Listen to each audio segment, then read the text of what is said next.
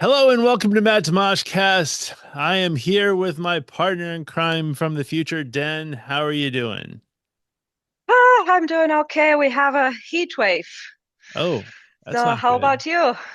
I'm happy to be here. I'll be honest with you.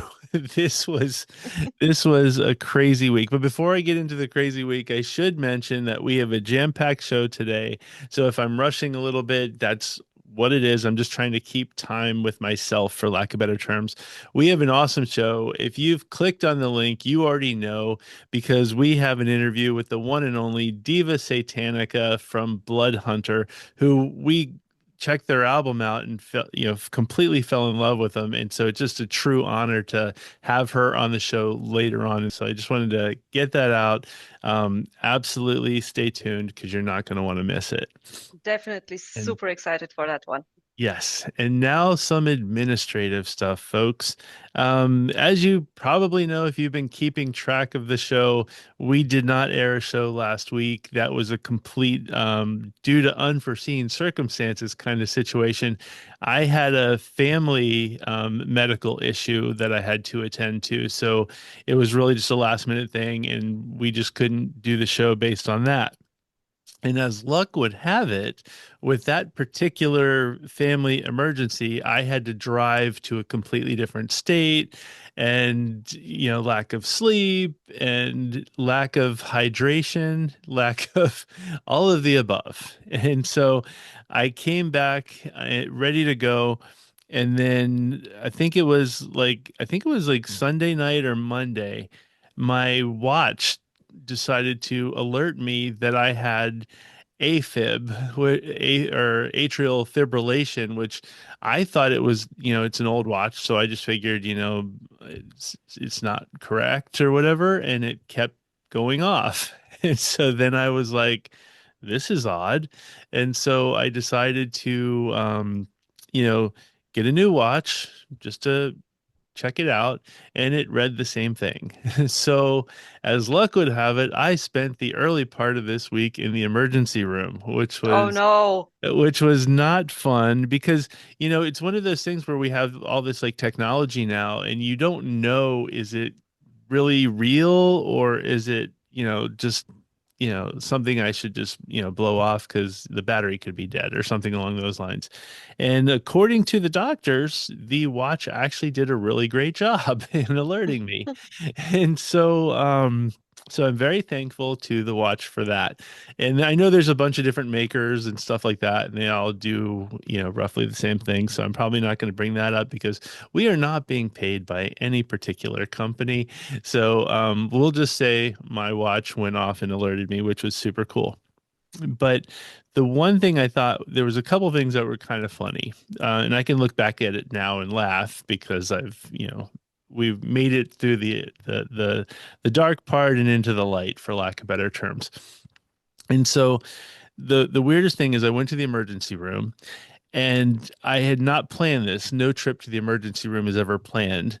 And so what I didn't realize was I was wearing a fit for an autopsy shirt, which is never the right shirt you want to wear to an emergency room. And, and so I definitely got a couple looks. Is like, okay, that's odd.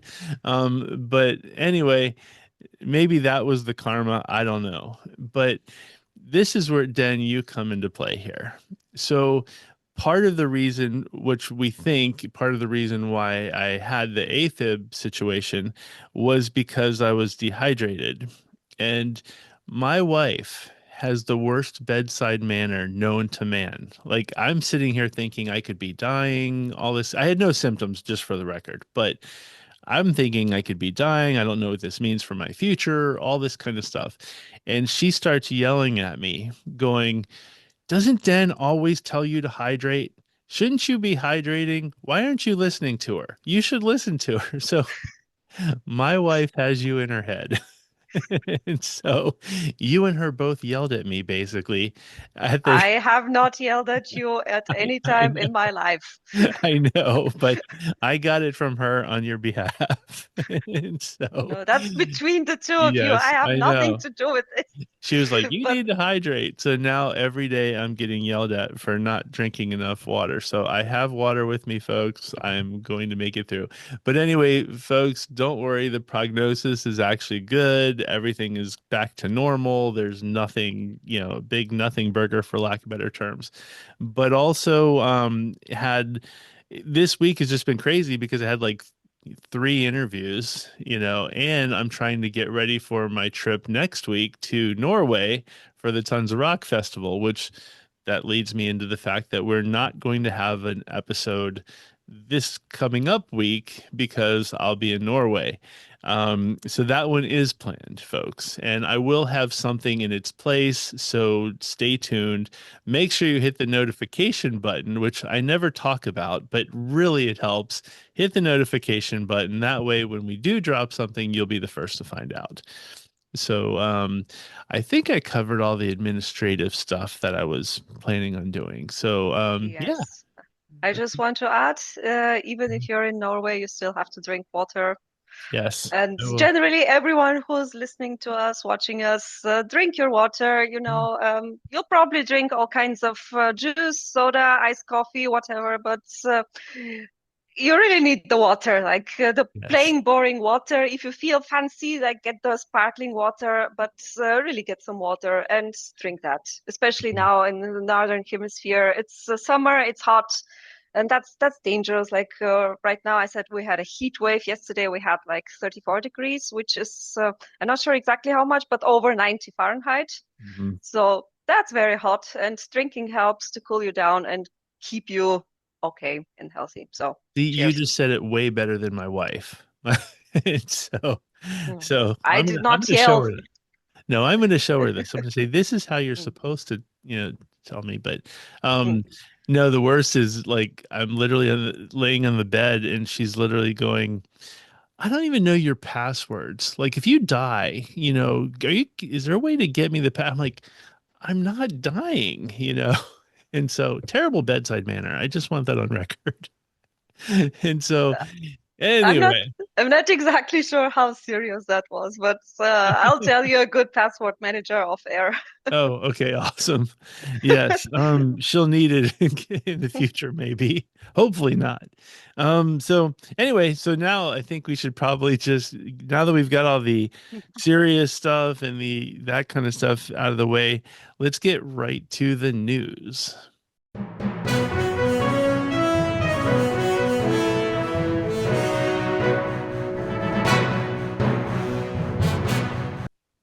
Yes. So, since we didn't have a show last week, the good thing is last week mm, I didn't have quite so many things to keep track of because not many interesting things happened. But then this week it just started jumping one over the other because I couldn't really catch up with everything that was happening, everything that was coming out. And since we do work on a clock here, so to speak, was forced to cut some of them out, but I still have quite a few nice, interesting Mm, things. But I wanted to start with something from last week, in fact, because it's connected to something we talk about all the time.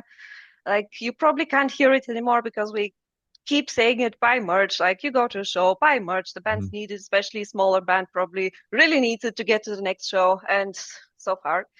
But there's also another side to this. Like I completely agree, buy merch, definitely. There's another side to this, and I will just say the story, which came from a band from California called Silent Planet. They're like a modern metalcore. I had never heard of them. Like I mm, heard a few songs. It's not quite my thing, but I didn't hate it. Anyway, they were, or I think they still are, on tour in Europe, and they played a show in a venue in Italy, in Milan, at which they did not sell any merch. mm, And they announced that with a post on their social media that they will not sell any merch. They will throw free T-shirts from the stage and give out discount coupons for their website. mhm, And the reason was that they claimed that the venue would not let them sell their own merch and hit them with almost 50% merch fee. That would be like Mhm. 22% value added tax. Like you can't really get away from that. But they also added another yeah 25% vendor fee or something. Like I have Mhm. not written the exact percentage, but it's crazy. And Yes, I heard a story about that, and I feel like it was Italy as well. And I don't know. I don't think it's specific to Italy, so I want to clarify that ahead of time. But I feel like the story I heard, I've probably a couple months ago, was very similar to it was also in Italy. And one of the other issues with it is not only do they charge a bunch of taxes and rental fees and all that kind of stuff, sometimes the bands will be outside selling their merch outside of the venue to combat those fees. mhm. But the venue also allowed bootleggers to sell their merchandise in front of their parking, like in their parking lot and whatnot. So you're competing with somebody who's got a rip-off shirt of your own, and it's just a complete nightmare. And it's a sad state of affairs, you know. Yes, like I know venues do it differently, especially independent venues will have different Mhm. policies regarding that. But for this particular venue, I actually found another story from 2024 from a different band called the Callous Cowboys. Mhm. Like at the same venue, they said, yeah, in that was something like 47% merch fee Mhm. combined. And especially for a smaller band, they would lose out if they paid out. Mhm. Like they would not take anything home, and they will actually have to pay up. And they also sold on the street in front of the venue from a trailer. And it's interesting that it was the same venue. And when I went to TripAdvisor, so I know that people who leave kind of feedback uh, will be biased in some way. Like if everything is fine and normal, you will not go on TripAdvisor to say, yeah, everything was fine. You will Mhm. go if there's an issue. So there's a negative bias on the one. But still, if like there's also fake ones and such. So even if Mhm. 1/3 of that, what I read, is real, then this venue needs a lot of overhauling to do. Absolutely. And I think I have I guess I'm kind of on the fence in some cases too. I don't mind if the venue charges if they're using their own staff to actually staff the booth. Mm-hmm. And I'll give an example. I've gone to quite a few shows at the MGM in National Harbor, and one of the things I love about going there is all of the merch is in one location for all of the bands, and they have typically about, I feel like it's like 10 people behind the stand, and they're constantly moving people through. So you don't wait in long merch lines or anything like that. And it seems like it's one cohesive staff. So if you're staffing on, to make things better and allow people to buy more merch, I get charging a little bit. Now, I think 40% or 47% is ridiculous. Don't get me wrong. I just think there better be a value if you're charging anything for somebody Yeah. with merch. Yes, because from what I understood, they did not allow the band to put Mhm. their own person, like someone from the crew or whatever, to sell their own stuff. Maybe Mhm. I'm wrong because I could not find any more details on what exactly, but this is what the band claimed, that the venue will not allow us Mhm. to sell it ourselves, and they're hitting us with this ridiculous fee, so we're just not doing it. And I remember then a couple of years ago, actually, Ronnie Radke called out a fairly big venue in Minneapolis. Yeah. Mhm. Mhm. For the same thing, where he also said, yeah, we're not selling anything tonight. I just go buy it on the website. And Mhm. there's a lot of things I don't like about Ronnie Radke, mostly his music. But when he's right, he's right. Like, what can I Yeah. say? For this issue, he's 100% right, because I understand that the venues have to make money, but come on, there has to be a better way. Yeah, and I do think what would be nice is if bands, and I think more bands are doing it now, where they're actually putting their real tour merch online so you can buy it. And I personally would prefer that, so I don't have to carry something the whole time, or, Yeah. try to make sure the right sizing is there and whatnot. But then there are some bands that don't do us any favors. And as much as I love the band, I'm going to kind of call them out. But what I've noticed is there's some bands, Electric Callboy. everybody knows I love Electric Cowboy, and this is not going to diminish the band whatsoever. But they have like a US store, and then they have a German store or a UK store, or they have a couple different stores, for lack of better terms, on their website. And the merch on the UK on the American side is terrible. It's like you get like one or two choices, but then you go to the German side and there's like this whole like bevy of different items I and, know. and whatnot. And so then I have to sit there and go, do I know a person in Germany that could buy this and then ship it to me? It's just Yeah, you do. I do. Well, I do, but I mean, like, the average Joe so I kind of feel bad, and I do think bands could do themselves a service if they, like, I know there's different shipping and stuff like that, but put the same merch up. I think that would just be a way to combat this as well, because if you're putting your tour merch up there, just let people buy it. And I'll use Iron Maiden, fantastic, and the fact that every tour, they put all of the tour merch on their one website. And when they have a specialty tour, like a specific show shirt, after that show for 24 hours, it's available for anybody to buy it, which I think is fantastic. So nobody misses out. You're not going to miss, you don't even have to wait in the lines because you can just order it on their website. So Iron Maiden's doing it right. Yeah, Iron Maiden is also a huge band, so they can allow True. themselves anything pretty much. They can afford also everything, Hmm. and with different shops, when you say there's different options, I'm thinking maybe there's also different partners that someone who's printing in the Hmm. United Kingdom, someone who's printing in European Union, and someone who's printing in North America, and they will Yeah. get different designs because they will also demand different prices. So the band say, okay, these guys in Canada or Yeah. Oregon or whatever, they demand too much. So just ship. Let's just give them three designs, and then that Mhm. should be it. Well, you know what they could do too is do like a QR code kind of thing, not even have like a merch like section or tent. The band just goes, here's a QR code if you want to buy merch, or you should buy merch. You just click that, goes to their website, they can buy it right then and there and be good, and not have to. Yeah, I spend yeah. most of my shows holding merch. I think I'm just like, it's just like, because I always buy merch first, and then I just end up spending my whole time like holding a sweatshirt or something, or holding a whatever it is. So I'd actually prefer it if maybe there wasn't merch and we could just click a QR code to buy. I don't know. I don't. I like the option of actually seeing the things in person, and that's why I always go at the end. I mean, I run the Mhm. risk of things being sold out, but Mhm. that's usually not the case. So Yeah. I know I can just grab my things, stuff them in my bag, and just go. Yeah. So, yeah, there's a whole thing. And quite frankly, this is a great conversation and a topic. We probably could have a whole show on it. And Definitely, if you're I'll add it. watching, if you're watching this, let us know in the comments, what are your thoughts on the whole merch thing? Do you have any new ideas on how people should sell merch and how to make the bands happy and everybody happy all around? So, definitely let us know your thoughts and ideas.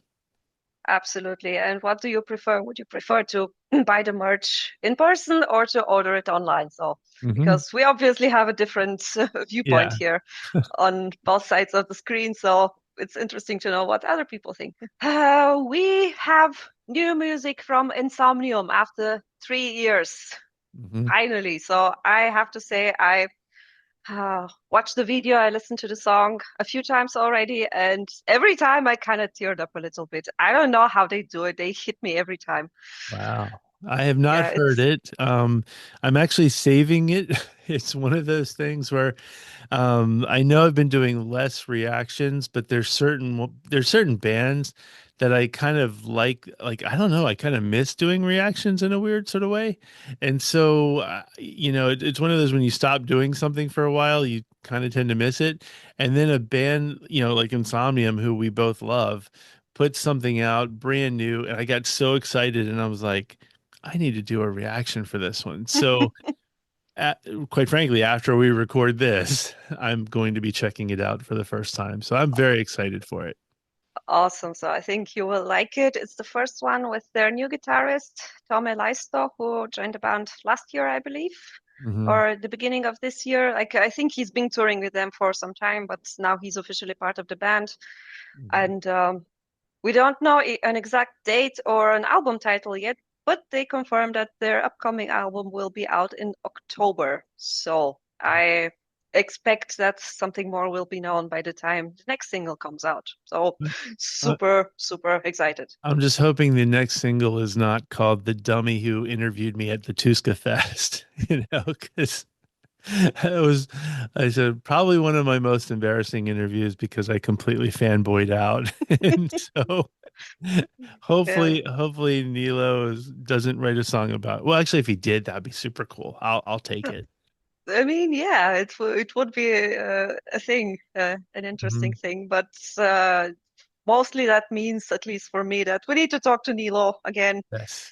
Yes. And if you start fanboying out, I will distract him because I found out he also studied history, so Oh, we have okay. things to talk about. Okay, there you go. So we'll try to make it happen. Yeah. He's gonna look at me and go, "Oh no, not you again." I don't think he remembers you. He's probably talked Probably to a not. bunch of Yeah. people on that Yes. day, so don't take it too Yeah. personally, too seriously. You know, it happens. And go on, so you like a lot of power metal bands that are on the sillier side, you know, Hmm. like don't take 100%. themselves too seriously. You know, like the Victorious, the Windrose, the Hmm. say it. I mean, there's a bunch of them I anyway, think so like the I don't cheesier even. the better. Like that's The, just I just love it. Like there's something about it. It just gets me, like I love the fact that somebody committed to it. I think that's what it is. There's a certain commitment to, like, and just using Windrose as an example, like you have to commit to writing songs related to dwarfs within the world of J.R.R. Tolkien. There's just something about it, like, because if you think about it, if your career is 30 years long and you've got, how many albums, you have to commit to that. There's something about it I just love. yeah, that's. I mean, there's quite a lot of material, but it still demands creativity. Hmm. But all of these bands, at least for me, have a common ancestor, so to speak, in the band Edguy. Hmm. And Edguy don't have like a gimmick, like they're not dwarves or elves or space rangers or whatever. Although their last album was called Space Police. Hmm. But they were writing very cheesy, infantile, um, unserious songs Hmm. in the early 2000s. And even their name, Edguy, was actually a nickname for their teacher because they got together when they were in Oh, high school. So Edgar someone, and they called him Edguy. So they named their band after their teacher, and they started making super cheesy, super funny, hilarious at times music. And the best thing is, it's pretty great power metal. wow. Did you Yeah. like, you were saying that they named it after their teacher? Did you know the band Leonard Skinner? Hmm. They did the exact same thing. They had a gym teacher who used to yell at them for having long hair, and used to, like, they were like, the gym teacher was always yelling at them, and so they figured that they would get him back by creating a band with his name. And so his name is Leonard Skinnard. And so yeah, so I guess they did the same thing. So way to go. Skin Skinnerd with a D, really? Or No, like they spelled his. it. It might be Skinner or something like that. There is a slight variation on the spelling, but the guy's name was basically Leonard Skinner. Yeah, because I thought for a second that might solve a long mystery of mine. Like, why is there a guy named Director Skinner in both The Simpsons and The X-Files? Oh, I know, right? There you Yeah. go. Yeah. Anyway, Ed Guy have not played together for 9 years at this point, but they will reunite for what seems to be one last show next year in their hometown of Fulda. It's scheduled for the 25th of June, so almost exactly 1 year from now. And the tickets are already on sale. When I looked at the site, it was already in high demand. I imagine they're Mhm. probably gone now. And it's a huge thing because it will get the band back together after Toby kept saying, yeah, we can't get back together because it's not really feasible financially. People have families, lives, and jobs. And Mhm. I think one of them moved to the US. I'm not sure. So that was even trickier. But their post on social media said something like, everyone deserves a final chapter, so let's write ours together. So at Hmm. least it will be a kind of closure. And for a lot of bands of the early albums, the Mandrake, Vainglory Opera, Hellfire Club, which is my favorite, to go out and rock out with them and laugh with them one last time. And I saw them live in 2009. They were hilarious. They were great, even if they Mhm. they were super like I think they were super late to the event, like literally jumped off the bus and onto the Fun. stage because he mentioned that the airline had lost their luggage and stuff like that. But they killed it. It was great. So Mhm. even if they're at that level again, it should be quite fun. Well, I'm hoping that the guy who moved to America is now with Leonard Skinner playing shows with them, because that would just make this whole thing full circle. Definitely. In X-Files t-shirts. That would be even better, or Simpsons. I wanted to mention one last thing because we spoke about the Toten Hosen when they released their last Mhm. studio album. So now they're going on tour and they have presented a new concept about a more sustainable and socially conscious tour. Hmm. So they're not going to be, okay, we want to be perfect. We want to clap each other on the back. We want to just try out what really works in real life touring conditions. So whenever possible, they will be using local green energy. They plan on offering mostly vegetarian and vegan foods. They have included a price of a public transport ticket in the concert ticket, so you don't even have to think about where do I park my car. They will be making it as accessible to people with disabilities as possible.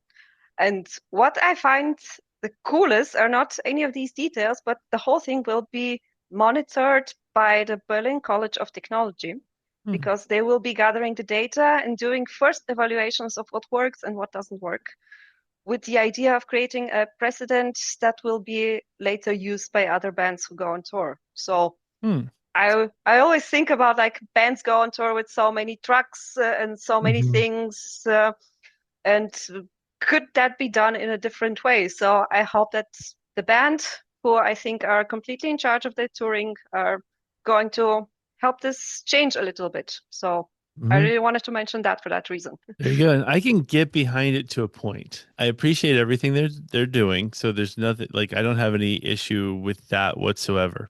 But when you mentioned the vegan aspect of it, I hope they still don't alienate the meat eaters out there. And I'm only saying this because I went to see Morrissey like 4 or 5 years ago, and I was late. I was really hungry, and the venue that we went to, I knew had food, and I got there, and it was like he had them change the whole menu to like a vegan menu, and I was like, oh my gosh, I just want a cheeseburger. You know, I ended up getting a grilled cheese sandwich, and it was subpar, but I feel like in a weird sort of way, like there should be vegan options, but they should also leave the regular options. As long as they're leaving regular options as well, I'm in. Yeah, from what I understood, it's not going to be completely vegan, but Hmm. they wanted to have predominantly plant-based options. So that Hmm. sounds to me that they're not completely excluding it. And as far as cheeseburgers go, when you come to Germany, I'll make you guys cheeseburgers. Okay. Okay. Okay, so I've then had the then, then we almost talk burger. again. Yeah, I've had Then the we talk almost again. meat and all that kind of stuff, and it just never seems to be the same for me for some No, reason. But because I think like as a vegan, I've been vegan since 2018. I have tried hmm. a bunch of things, and the more manufacturers are trying to imitate meat, the less tasty it is for me. So I Hmm. kind of prefer solutions that are more original. Hmm. So I might give you like falafel patty would be easy, or something that has its own taste. So it Yeah. won't be meaty, but it Uh, will be tasty. well, I tried being a vegan, and it was the roughest week I ever had. It was, I tried it. I made it a week though. I did. So I'm proud Yeah, about that. But my first attempt also didn't go well. So yeah. Try and try There's again. that. Yeah. At one point it just stuck. Like No, there you I needed the motivation, I guess. go. Hmm. Yeah. Awesome. Anyway, that's all from me. Okay, cool. So, yeah, I will say, actually, you know what? I have a news item it keeps showing up on my feed, so I might as well talk about it because, I think I've mentioned this before. I actually did mention it on one of the MOSHCasts when we were talking about guilty pleasures and whatnot. Mm-hmm. And I grew up in a huge, like prior to seeing Iron Maiden, a huge Bon Jovi fan. Mm-hmm. And basically have seen them every single tour since Slippery When Wet back in 86 or 87. And so I have since not been a fan of like the last few albums, and also John's voice has been terrible. And so he came out this week and basically said that his voice is back. He after 4 years of he had a surgery and 4 years of training and 4 years of getting everything back into shape. And I know they're starting a new tour in July, I believe.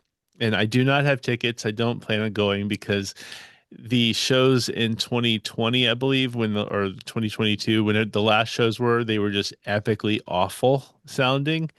Um, but I do want to say I hope that what he's saying is true and not just hype to sell a Yeah. tour.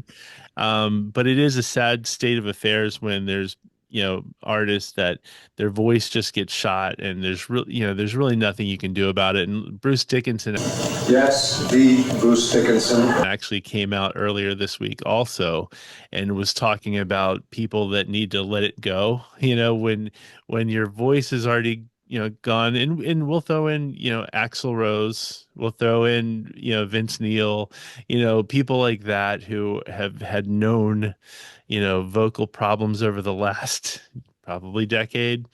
At some point you might just have to sometimes let it go. But I will say that I am hopeful for John, and I hope that, he comes out swinging and his voice is back to, at least shaped to where they're not taking advantage of the people who spent a lot of Yeah. money to go see them. Yeah, definitely. I had missed that one, but I did see what Bruce was talking about. Like people don't know where to stop. Mhm. And I was thinking, who is he talking about? So it might be John. It could be. I think it's, to be honest with you, I think if Bruce was being petty, it's probably Axl Rose because they had the beef back in on the Seventh Son of a Seventh Son tour when Guns N' Roses opened up for him. And so there's been kind of a beef for the most part. So I have a feeling Bruce was really aiming it towards Axl. Um, Yeah, but but Axel's voice has been shot for at least 15, 20 years. yeah, I yeah. feel like I don't know how he keeps going and why, because Mm, I've all I've been hearing is yeah, people went to see AC/DC with him, or they mhm. went to see Guns N' Roses. After that, oh, he sounds terrible. Yeah. And AC/DC is another one too. I hate to say it, but there is a time. I think that people should Mm. just go like, and I don't have a problem if they're playing a smaller venue and the ticket prices are a lot cheaper. I had no issues with that whatsoever. People will still show up. But if you're like selling out stadiums or you're headlining big events and you can't perform, because those stadiums, those aren't cheap. Yeah. Your take, and I can tell you this from a Bon Jovi perspective, their ticket prices are sky high. It like Iron Maiden does a good job at trying to limit the ticket pricing and make it so people can afford to go. Bon Jovi has never been that way. It's always been really expensive. So Okay. if you're going to pay top dollar, and once again, I'm a huge fan, so I'm happy to pay if I'm going to get, you know, a great show out of it. Yeah. But if you're going to be subpar and I still have to pay that much money, not going, not a good thing. Yeah. So whatever the case might be, I hope John is feeling well, Mhm. and I hope that his voice is really back so he can continue touring because obviously he wants to. I think at Mhm. that point he doesn't need to really, No. unless there's something I don't know about. But if he's planning new shows, then he obviously wants to do it. Yeah, So I and hope it all works out for him. that is the sad part, and the fact that like singers, they still want to do it. They still like the energy that comes out Mm, of it, and it's not like they can just replace their vocal cords. They can't just go yeah, buy a new one somewhere, buy a new one somewhere else. So it is sad. It's like an athlete who's forced to retire because they blow their knees out. So it's sad when you see that, but it's also sad when they don't know when to quit. And all I know is I'm praying and hoping that John is back to full speed, all that kind of good stuff, because then I will show up to the next tour. But this one I'm kind of sitting out because I'm very suspect based on the videos that I've seen. okay. So Yes. we'll keep that on the radar. And just to throw it in there, you see how a newer generation of singers is really taking care of themselves, like not Mm-hmm. drinking, being super active, Mm-hmm. like living a healthy life and hydrating. Yes. Yes. And And all the older ones have history of substance abuse, alcohol, stuff like mhm, that. So you see it kind of pays you back in later years. So mhm. that's one thing to think about, maybe. Absolutely. And fortunately, yeah, the various people that I've met in the metal world at this point, most of them are, vegan. Most of them are taking care of their bodies. Most of them are focused on getting the right amount of sleep. The whole idea of like partying and all that kind of stuff, I have not seen it. I've been backstage quite a few times from since this channel, and I've been in different green rooms and whatnot, and everything that I envisioned as a kid of the 80s doesn't seem to exist. I don't know where I, it's existing, but I haven't seen it. I think it's gone mostly. I Hmm. think all these, hair metal, drug parties and everything, I think Hmm. that's gone. Like, Yeah. Sorry, it's boring backstage, folks. But yeah, anyway, with that being said, I guess it's time we should just get right into the new music of the week or last week because we didn't do one. So we might have some yeah. extra bennies there, folks.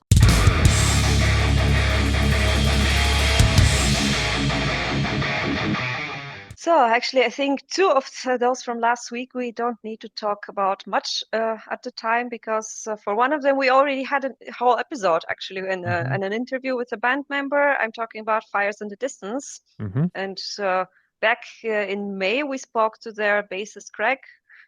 He was really nice, fantastic, and I love the album. I think you loved the Oh, album as well. 100%. So, Fantastic.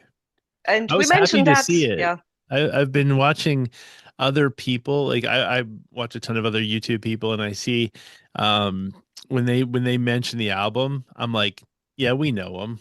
We did it first. So it made me proud. I was like, yeah, we did this. So yeah. I So was I don't proud of want to us. get too much into detail on that one specifically Mhm. because we already spoke about it at length. Mhm. Just to remind people that it's out and Yep. you should definitely get the album because it's amazing. Yep. Circadian Promise. It's fantastic. Yes. And the other one, we actually will be talking about more today with the vocalist of the band, of course, is the new Bloodhunter album, Sons of the Yes. Abandoned. Yeah. And so stay Extremely tuned for exciting. that one. Yeah, that one's a great one because it's their fourth album, so they've been around a bit, but it was the very first time I think you and I both have Yes. heard them. And so it's like fine, it's like a whole cool Christmas gift, right? When you get like you love this album, then you're like, oh, there's three more I can check out. It's just Yeah, super cool when you find bands that have a little bit of a history, so you can you're not just stuck with the one album, even though if you were stuck with this album, you're in good shape there because it's fantastic. But it is. if you like, I think of it as like old school Arch Enemy, you're gonna absolutely love this album. Yeah, definitely. There's also a strong classical thrash music, thrash metal Hmm. music influence. So if you are more into that side of things, still check out the album. I think you're Hmm. going to like it. So the rest, I think we're going to speak about with In the Diva interview coming up. Satanica. Yep. Yes. So Anything else you have from last week? I don't have anything last week I was, busy with all the other stuff. So I did get the Tarja album, but I haven't really listened to it much. And so I think I checked maybe the first couple songs out. I just didn't, I was so in the zone with other things that I didn't actually Mm-hmm. get a chance to fully listen to it. So it's not fair to me it wouldn't be fair for me to say I loved it or I didn't like it or whatever, just because I really haven't had that much time with it. As far as this week goes, though, I have two picks. The first one is it's the band is called Prince of Failure, and the album is called Prince of Failure. And from what I understand, it's like two guys. One of the guys is from the band Tesseract, I believe, Mm-hmm. and the album is really interesting. It was one of those that got sent to us. So Yes. I'll be honest with you, I probably would have never, I would have skipped right by it, album cover, that kind of thing, had I not had it sent to us. But it was like in the email, and I always check them out.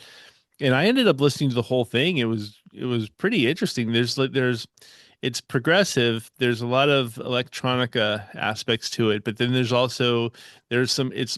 a lot of clean vocals. There's some harsh vocals. It just seems to be very atmospheric, and I thoroughly enjoyed it. I don't. Did you get a chance to check it out at all? I checked it out. Actually, I was working on an article for my blog, and then I had to stop because I wanted to concentrate on the album because, like, doing both kind of didn't work.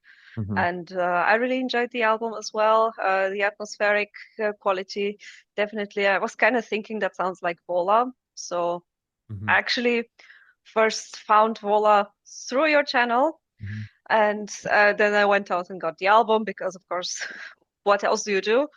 And yeah, if you like Vola, but it's for you. And also, if you like bands like Soulstafier, like a bit on a more atmospheric, uh, artistic side of things, Hmm. check out Prince of Failures. It's a good album. It's you're going to like it. Yeah, and the next one for me is I think it's only because I'm going to Norway in a few days. And in my trek to Norway, I've been really trying to get into black metal because of the fact that like I like the I like the gateway bands into black metal. I haven't fully gotten the full even though I have plans to go to the Mayhem record store, that kind of thing. Didn't that burn down? No, well, I don't know if they rebuilt. I don't think they rebuilt. It's you can still go to that like basement where they wrote black metal on the wall. And Mm-hmm. so I plan on going to that. But I'll be honest with you, I'm the ultimate poser, for lack of better terms, when it comes to that, because I love like the gateway bands like the Cradle of Filth, the Behemoths and stuff like that. But like if you're talking about like Emperor or Dark Throne, Bathory, the ones that are like the OGs, for lack of better terms, I still haven't quite gotten my ears to that just yet. But so anyway, there's a band called Mork that we got sent, and the album is called Monolith. And don't ask me what any of that means, but I actually dig it. It's atmospheric. It has that like true death or black metal, tropes, for lack of better terms, but I like the atmosphere in it. So I think that's for me, I feel like I'm growing up. I feel like this is my next step into like getting to the true essence of black metal. So for that, I'm picking Mork, and the album is called Monolith. And so they're ones I can do now. Yeah, I actually also checked out that one. It is pretty old school in sound, and Mhm. that was the reason why it didn't really grab me because I read this somewhere, but I'm just going to steal it now because Mhm. I don't remember where it was. That's I view black metal like salt. So if I eat just salt with a spoon, I will not like it. But if you mix it in with something different, then it starts Mhm. getting interesting. So that's why I Yeah. enjoy when there's like a sprinkle of black metal influences in other things, like with folk, doom, or uh, also melodic death metal or Mhm. whatever it is you would call what the Greek bands are doing, because it sounds completely different than the Scandinavian bands. And this is also more my thing, but that's why I like it when there's a bit of it in things, but the straight up black metal still seems not to be my thing. And that's why I'm not saying the album is bad, but I can't really give a good appreciation of it, because for me it's just like, okay, that's like black metal. I'm not digging it.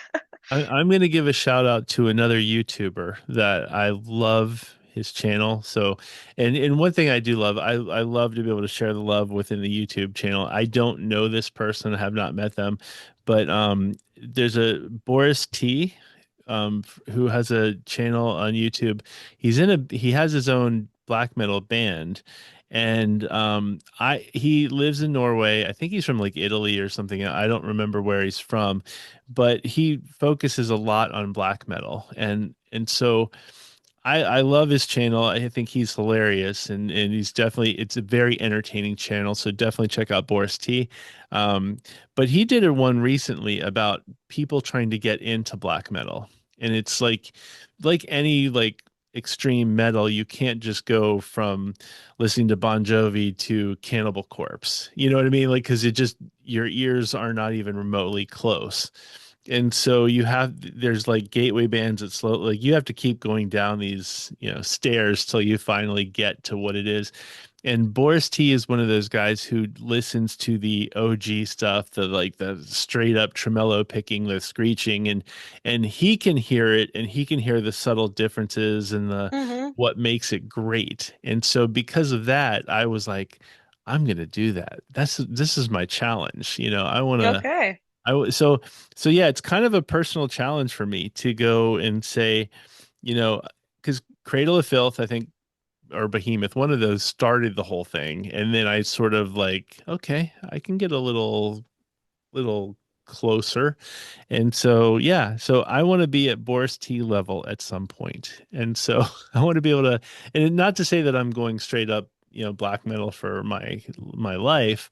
I just want to be able to see what other people see in it, and so Yeah, if you enjoy it, then I'm not going to go and say that black metal is not a good thing to listen to. It's just not my wheelhouse to say it as people in the US do. And I'm fine with that, because I have tried a lot of bands at this point, like all the OG second wave Norwegian bands, like stuff like Venom, Celtic Frost. They're a bit more on the speed metal side of things, so that's a bit different. But somehow it's not clicking. And I think after all these years, I have to admit that I'm not the person for it, or it's not a yeah. thing for me either. Yeah, well, you have way more experience than I do as far as like the metal world and whatnot. So I'm still a baby at this one, So, because to be honest with you, I'm also doing the same thing when it comes to death metal, like straight up death metal, because I've always kind of shied away from it because, just not understanding the vocals or anything like that. But as I've really fully embraced melodic death metal, I think that's absolutely my wheelhouse. That's what I gravitate towards. Because of that, I can slowly start to understand death metal, even with like immolation, and now I can appreciate immolation. I can start to get into the other stuff too. So I'm kind of trying, to check those kind of things out. So give me the extreme. I also just dropped a interview with a hardcore metallic hardcore band, and they're a relatively new band, but the conversation was about, metallic hardcore, because I really don't know much about it at all. So it was kind of neat to talk about the scene and how, the differences and whatnot. So check out that interview that just dropped with Austin from Soul Exchange if you're interested. But yeah, so I'm in a phase of really just trying to see how crazy it gets, and can I get my ears tuned to what it is that they hear. Yeah, that's definitely interesting, because at some point you do start to hear it, I guess, if you Hmm. listen long enough, but if you focus and if it's interesting enough for you. Hmm. So that being said, I want to circle back to the Tarja album. Hmm. because I did listen to it attentively. Like I did get it. It was great because the Monday before the release, I realized I had forgotten to pre-order it. So I had to scramble and pre-order it Hmm. Monday at 7 o'clock in the morning or something like this. Wow. And it came on the Friday. Here Oh, it way to is. go. Yeah, it's actually really beautiful as far as artwork goes, as far as layout goes. And I got also the autographed edition. So I got Oh, a new card to put in my frame in do the you other do you room. have the autograph with you? Like, is it? And it's on a separate card. So it's signed. It's not printed. It's really signed by hand. So Hmm. I immediately put it under the UV resistant glass. Okay. Yeah, I collect, I collect Mm. autographs. So I'm just fascinated to see what the signature looks like. I feel like I'll send I I'll feel like send you a picture. okay, good. Yeah, I'm curious because some people mail it in the worst possible way. Like I've seen it where you pay extra money and then you just get like a squiggle and you're like, how is a squiggle this person's name? But if they do a decent job, and she's got it easy because she's really only got a couple letters. So, It depends because where I grew up, it was the usual thing not to have a super legible signature. It just has to Mhm. be identified as your signature. So I have Yeah. it on my ID somewhere, and it's also really a squiggle. Oh, So okay. what can I say? It's my You're signature. that That's how it is. person. I am that person. Don't pay me to sign stuff. Wow. Okay. Because the other one too is like Elisa White Gless from Dragon Force. I have to correct myself. Her signature is awesome, and she's even got a little pitchfork in it, and it's a whole Mhm. thing. And I'm like, and I feel bad for her because she has to sign it 50 million times.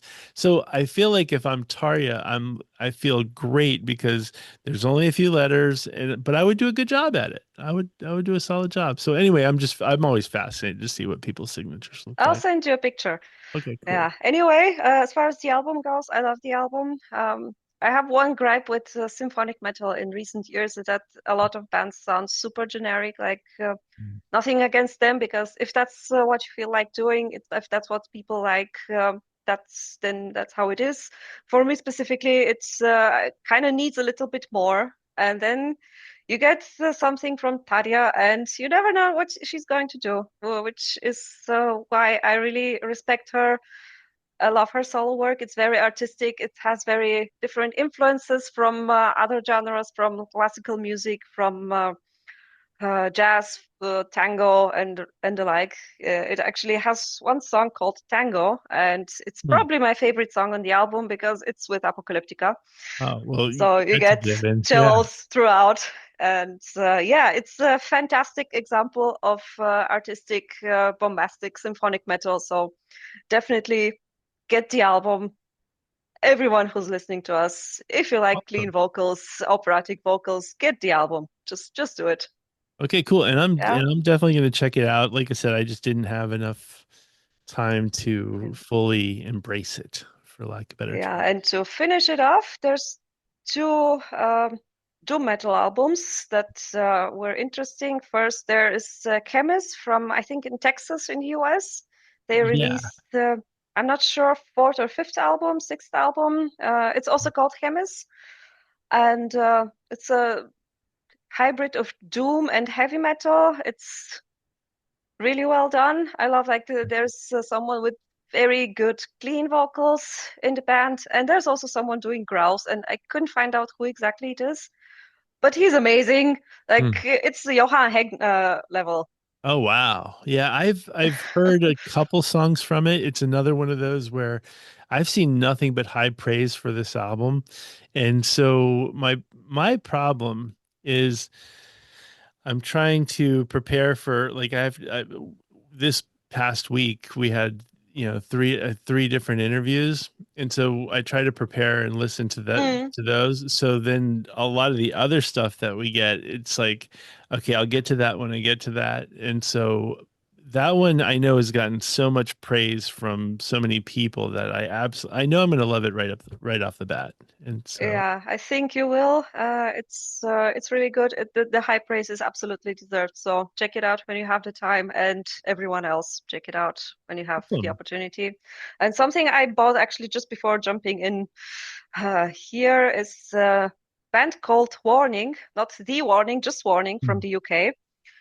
Uh, they are also a doom metal band, and they released their first new original music since 20 years. Oh wow. Like they dropped a new EP, 5 songs. It's called Rituals of Shame. And someone on my Mastodon feed was praising it, and I heard like a couple minutes of the first song because it's doom metal, long Mhm. songs. Yeah, And it's got so your I haven't name on it even, too.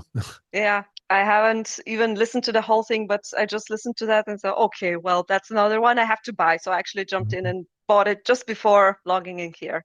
Oh So wow. check that out. Okay, cool. Yeah, I'll check it out. I did see that they dropped a song or an album.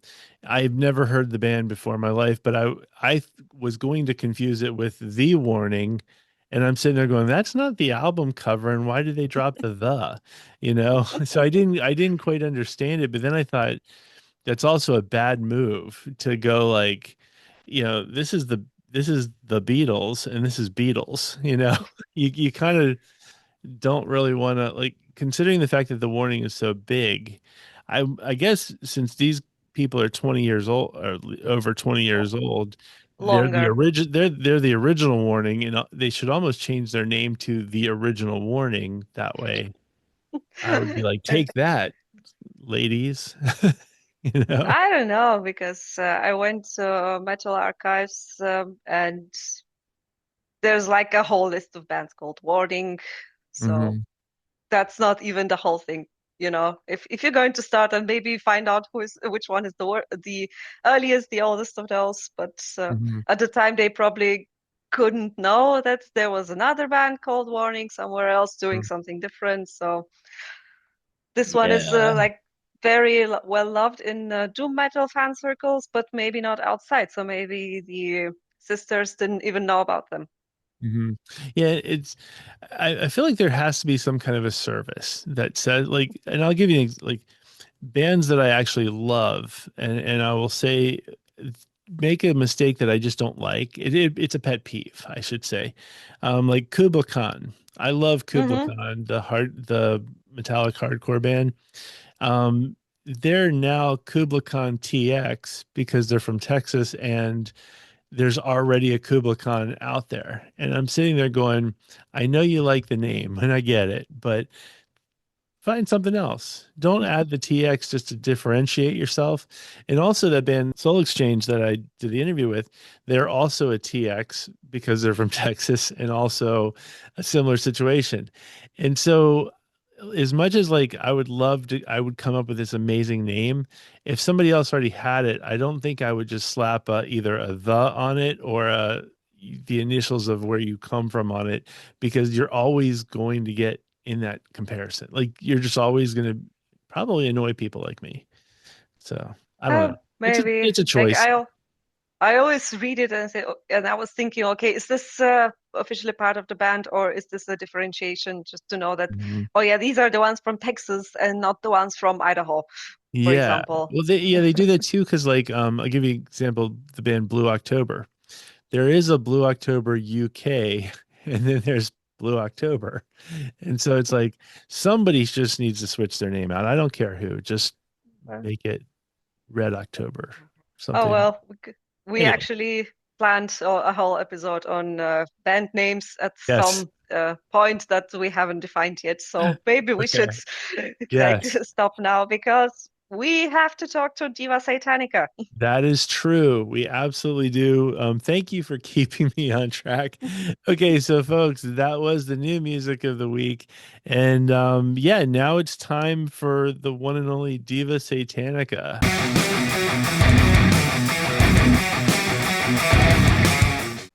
Okay, and we are back with the one and only Diva Satanica from Bloodhunter.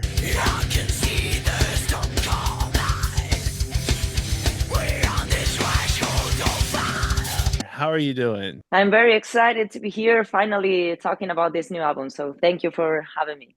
No, absolutely. We fell in love. Actually, I found your band through this album. This is so Nice. I'm a brand new convert, and I Awesome. just fell in love with it because, you know, and I hope it's not like offensive. I don't think it will be based on your name, but the first time I heard it, I was like, oh my gosh, this is like old school Arch Enemy, and I got that feel of like, yeah, it's just brutal, They're back. Yes. And so I heard it and I was like, who is this band? And wanted to learn everything about it. So it's just so cool that you're, able to join the show so, we can talk about it because like I said, it was my intro to the band. I know you guys this is the fourth album, so I've got a lot to cover at this point, but just overall super excited. But before we Thank get started, one of the things that I'm always fascinated by is, every artist, there's a level of vulnerability that comes out, just whatever your art is. It also takes a level of confidence. And I often struggle with confidence, and I know a lot of people do. There's some artists that, is from the day they were born, they just had a level of confidence that said, I need to be on stage. This is what I'm doing. But then there's other people that it, kind of takes a while. Were you always a confident child, or did it come, later on? Not in terms of writing lyrics, because this is funny. This is the first time that I write lyrics like in the first person. Hmm. I always kind of hide behind the metaphors because I used to love and I still love occultism, philosophy, mythology. In the beginning, when you start like an extreme metal project, it's like if I talk about how exhausted I am or about this society struggles, maybe it's not so interesting for this kind of people or this kind of fans. But about being on stage, I always knew that I wanted to be part of the music industry, but I didn't know how. So I started doing very different things. Like, for example, there was a time when I was writing for some web scenes, writing reviews about albums from other bands, doing like live reports, stuff like that.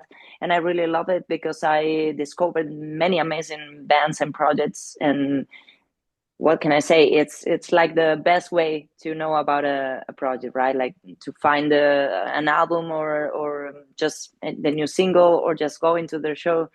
And that was a very exciting time of my life, where I had the chance to learn a lot about this industry. And then I was lucky enough to find Danny, who is the guitar player and founder member of this project. And he had this project called Bloodhunter with no, it was not like a solid lineup. He was working with different musicians here and there. And he knew that I was totally in love of writing stuff here and there. And he asked me to write the first lyrics for the new era of the project. So I was like, yeah, I'm in. And from there, he asked me to join the rehearsal, and things started to get into shape step by step. But I was a completely, I couldn't do anything like playing an instrument or writing my own music. I couldn't even sing. I was just trying to learn, and he was patient enough to wait until I had my skills kind of developed for the Hmm. project. So it was starting from zero. I was like committed to the cause. I was never nervous about going on stage, for example. That's the field where I feel most confident about because as a child, I was always dreaming about being there, and finally being there, it's like, okay, this is how I picture this thing on my head, and I'm finally here. So I just want to enjoy it 100%. But that doesn't mean that I don't feel the responsibility, of course, of being the singer of the band. But yeah, it's always like it's not black or white. Let's say it's Hmm. always full of gray. Okay, because I was interested in, the chosen name Diva Satanica, and there's a level of power that comes with that name. Yeah. And so, that's why it kind of struck me, because, there's that power, and so it gives a sense of confidence. And like, does it, with having that name, does it give you a sense of almost like a character, or is it you? Because I know like Alice Cooper, he's a regular Yeah. guy by day, but when he becomes Alice Cooper, he's a whole nother beast. So do you have a sense of that duality? Absolutely. That helps a lot. I mean, I always say that Diva is like 50% of myself, because on Mhm. stage, obviously, you need to command the stage, give like a strong stage presence, and that would be impossible being all the time only me. So this decision of having this stage name came with the project itself, because also when you start being on an extreme metal project, and having a super Spanish name like mine, it was like, okay, this is not very powerful to call myself Rocio. So I was like trying to search for something in between, and all the names that I liked was were taken, like Mhm. Nergal, Shagrath, Tristeza, everything was taken. So I was like, okay, let's try to find something like books, albums, whatever. And I found this Arch Enemy song from the very beginning, and it was like the perfect shoe for me, because Mhm. it had everything that I wanted to project in stage. So that Mhm. was the main thing. Yeah, you definitely make a better Diva Satanica than a Nurgle. Just throwing, just throwing that out there. And so, So um, anyway, I will pass the next question on to my partner in crime, Den. Yeah, thank you, Matt. Actually, I wanted to ask something else about the name because since we are on the topic, I do love your name that I found online, actually, your actual name, but I think it's calling yourself Diva Satanica as your artist name doesn't give you this power, but also this connection to what came before, so to mhm. speak. And I wanted to ask how important is actually Arch Enemy to yourself or to the people in the band? It's obviously one of our main influences, one of the very first bands that I've had the chance to listen with a female uh, mm, growlist or vocalist, let's say. So it's very important. But we had also this controversial thing about being too close to this kind of style or not. In the beginning, we were like too melodic for the true black metal fans, and we were too heavy for the heavy metal classic fans. So we were always in between, and we totally understand, and it's a huge privilege that people compares the band with someone like Arch Enemy. That's a big name, but we are not only that. It's like trying to fight to make the people understand who's your identity. We never pretended to be Arch Enemy. We have many other influences, and if you listen to our albums, you will discover that we are closer probably to other kind of things than to this band. I'm always saying that if I was not the singer, probably this could be a heavy metal or a power metal or a progressive groove, blah blah metal band. So it's important, but it's not like the main base, for this project. Yeah, I mean, I understand. I did not want to say that you were, just to make I it know, I know. clear, especially for the listeners, because I've listened not to all of your albums, but I listened to three of them, including Sons of the Abandoned. And in my opinion, you have your own sound from the beginning, I should say, because I also listened to the first one. So it is a comparison, but I wouldn't say, oh Yeah, yeah, these guys are copycats. yeah, I And mean, it's impossible not to make this kind of comparisons, right? Because people need to know where are you established. If you are a death metal band, it's impossible not to think about other death metal bands. Like, okay, if you like this, you will like this. That's Mhm. totally fine for us. Yeah. Yeah. And speaking of Sons of the Abandoned, maybe we should talk about that because we both love the album. And I also found your band Thanks. Great. through the album, specifically through the Threshold of Hell song, which kind of just popped up on my feed. And Nice. I brought it up on the podcast and I say, yeah, these guys just came out of not exactly nowhere, but they weren't on my radar. And I love the song. And I found it very interesting that you had Fernando Ribeiro on as a guest on the song. So how did that happen exactly? We are all huge fans of Moonspell since the very beginning.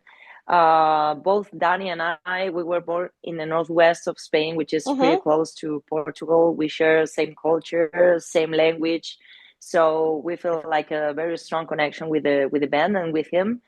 We saw them live many times. I also bought like his poem books. I think he is one of the most amazing lyricists, poets, vocalists, musicians of our generation. So we feel very honored to have him. And I had the chance to meet him in person when I was touring with Nervosa like 4 years ago. He came to one show in Portugal, and since then we started to talk from time to time, to share some influences, to discuss some topics that we were very interested in, like religion, stuff like that. And I cannot say we're friends because obviously that's a big word, but he's something very special for us. And we were working on the pre-production of this song, both Danny and I, and we were thinking like, okay, there's this interlude in the middle of the song where everything slows down, and it would be so nice to have like this deep voice doing like this kind of speech in relation to this anti-war topics. And we immediately thought about him, so we just text him, and he was immediately like, yeah, I mean, I love the song, I want to do it, thank you for having me. We were like, no, thank you. This is fantastic. So he just sent like 4 different tracks, and he was like, you do your thing, just mix it whatever you like it the most. And it was like so easy to work with him. He perfectly understood everything that we needed. So we are very, very grateful. Right, that's super cool. Speaking of like the new album, how do you guys, I'm very fascinated by the creation of the songs. And so is it, I know you write the lyrics, but are the songs created like lyrics first and then music, or is it music then lyrics, or kind of both at the same time? Like how do you guys approach creating songs? Usually we were doing this kind of thing, like guys work on the instrumental part, they share with each other, like to the drummer when they have first like a riff or something like that. And I was like the last one in to give a listen to this demo, let's say, and I was writing lyrics when I felt like, okay, this song makes me feel this way, or this other, or this could fit with this kind of topics. But for this album, we decided to change almost everything, especially how we wrote the album. And as I used to write stuff and take notes, for example, if I am watching a movie and I have like some ideas on my mind, or I feel inspired by a song that I've just listened, I don't know, Spotify, whatever. I have notes on my phone, or in my notebooks. I have like 20 different notebooks around me all the time when I'm home. So I just came back to those notes when I just started to listen to the first demos. But for this album, we didn't decide it like, okay, let's write a new album as we usually do. When we release a new album, we just start writing the next one because we feel like we need to keep on going and developing new skills in terms of writing music also. But for this one, we were like, we felt like stuck in the same process all the time. And we were like, okay, let's do something different. We started to approach some record labels and some management agencies. So when we started receiving like the first feedbacks and the first offers from the record labels, we were like, okay, maybe now it's time to show them something new. And when we like have this offer from Roar, which is our current label, they told us like, okay, guys, let's work together. This is a plan.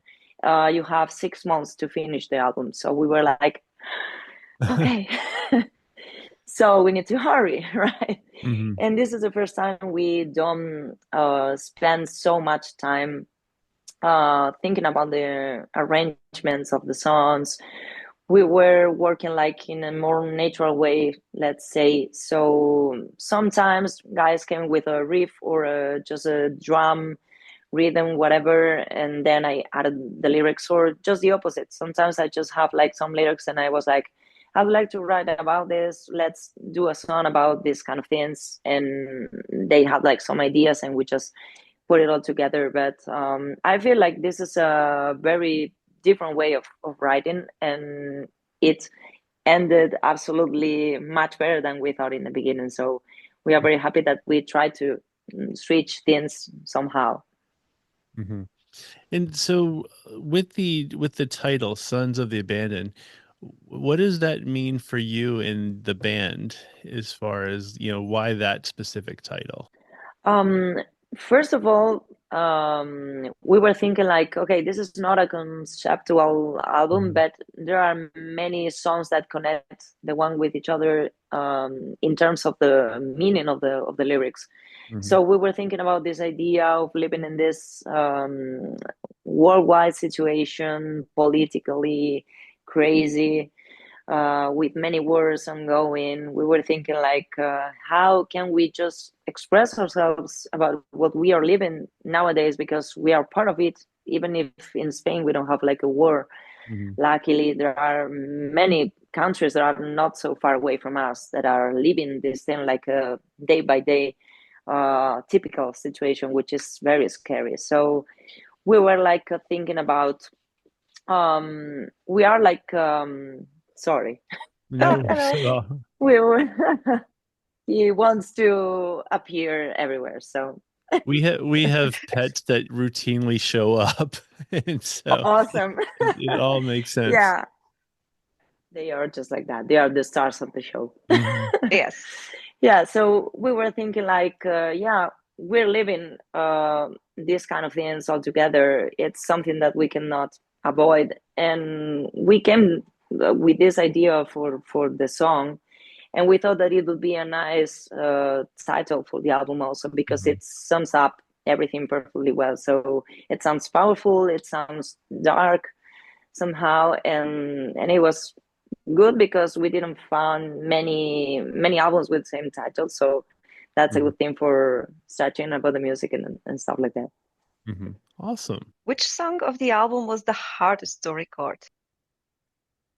I'm always saying that every time that I had to record the Bloodhunter album, it's very challenging because all my bandmates are have very sharp skills in terms of playing their instruments. So I feel like very small sometimes because I'm taking vocal lessons since many years ago, but I didn't have like this professional training, like going to a music school or whatever. I don't have like a degree.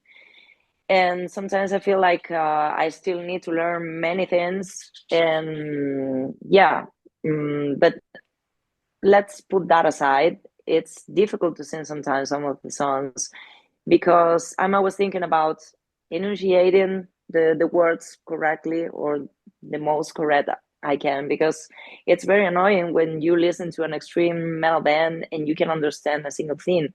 So I was committed for years to try to improve that. I think with this album I managed to do something, so I'm happy with that. And also because of the different registers in terms of extreme metal singing, it's very limited. It's not like clean singing that you can play like with harmonies, melodies. So I was kind of obsessed with the rhythm also. I was saying like I am one more of the rhythm section, and because of that I think probably The Path That Never Ends or Human Insecticide, which is a cover of the album, they were very challenging because they have like speed lyrics, changes in the rhythm. It was difficult sometimes because you need to relearn how to talk while you're singing and follow the rhythm without getting lost and not simply speaking the words. Is just something challenging for this kind of singing techniques. Yeah, actually, it's good that you brought up Human Insecticide because I really wanted to ask about that. I listened to the original, and I think you guys have stayed really true to the original, but without copying it completely. Like there is quite a lot of the Bloodhunter-DNA injected in, so to speak. But yeah, and I was quite impressed by your phrasing. I have to say, you managed that quite well. Oh, thank you. And I wanted to ask why this song That was specifically. a real challenge. What? Sorry? No problem. I Why wanted this to ask song? why this song, yes. Yeah, I mean, we are all fans of Annihilator. It's one of the bands or anthem bands for any metalhead in the world, I guess. And especially this album, Alice in Hell, is one of the most well-known between fans. But we were thinking like we have like many traditions in the band, including a cover could be one of them. And we were thinking about doing something different or something kind of close to what we're doing. And the label came with this idea of, okay, let's include a cover as well. And they suggested like many songs. They asked us about if we have like some favorite song or whatever that we wanted to do. And we ended up deciding like, let's do this one because it's very different from what we do. Usually it's more thrash than many other songs that we covered before. And also because of the lyrics and the topic that discuss the song, right? Because it was very connected to with this idea of living in this worldwide situation. So it was like the perfect match. Yeah, it fits very well, I have to say. And absolutely, I noticed from your discography, and you alluded to it, that I think it's the last three albums that you've had. There's a cover at as the final song, and there's been a Children of Bodom cover, which super cool. Is I love that idea. Just it's super cool to just add like to know that like, hey, the next album there's going to be a cover at the end. Is that something that you guys kind of plan on doing, or is it just this is what we're doing for right now? It's not something like we were planning to do it, but we always end up thinking like, why don't? You know, it's like we are metal fans. Even if we're playing in a band, we have favorite songs, favorite bands, favorite albums. So it's something good to connect with other audiences and with other metal fans too, so they know some of the things that we like. And also, as you said, we did other cover songs. For example, with Children of Bodom, we just do covers because we try to find the connection. So with Children of Bodom, it was because our guitar player, Danny, he was chosen by Alexi Lyle himself many years ago, like 12 years ago, to play with him at this event called 100 Guitars from Hell. So Alexi was chosen like 100 guitarists from all over the world to play all together in Helsinki. So he flew there, they played together. That was fantastic. So sometimes you never know, and it's very cool what being connected with each other could bring to the table. So that's the most magical thing of this world. Awesome. And speaking of connection and connection, you know, in this case, connection with fans, do you guys have any tour dates coming? And I always throw something in for America just because I now need, I've fallen in love with your band and I need to see you guys live. So is I there a really chance? appreciate. Yeah, absolutely. You know, we released the album like 1 week ago, so we have like 5 shows here in our country in Spain just to start rolling, you know, because every new album needs a lot of preparation. And as we release the album in June, we probably won't have the chance to be at any summer festival this year, but we had some offers for the next one, and we are working for autumn to try to bring to the table a new tour so we can play this new album live in the upcoming months. So we are working definitely in the US. Our Awesome. management agency, it's from there. So we are longing to play there because most part of our listeners are from the US. So it would be fantastic to bring our music there. We would like to come back to Asia because we've been there before and it's like a different universe. It worked very well. We were very amazed and surprised that this could happen and that this really worked that well. So definitely we want to come back. Also Latin America because last year we were about to do a Latin American tour and last minute the promoter just canceled. So it was something like, yeah, we would like to have. So I'm going to steal a question from Dana, and I think, quite frankly, it's probably, going to be something that we would have both asked anyway. So it's not really a steal, but I know we're kind of coming up on time, and I just want to make sure one of the things that we're both very passionate about is making sure that the bands themselves get taken care of and making sure that they're getting the support from the fans in the right way, meaning buying the album off of Bandcamp, or if there's a Patreon or something along those lines, as well as buying merch. How can our audience best support you guys?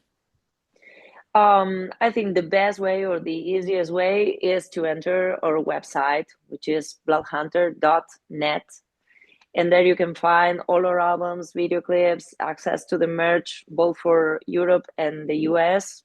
If you want to buy from any other place of the world, we ship worldwide. So just drop us a message and we will figure it out.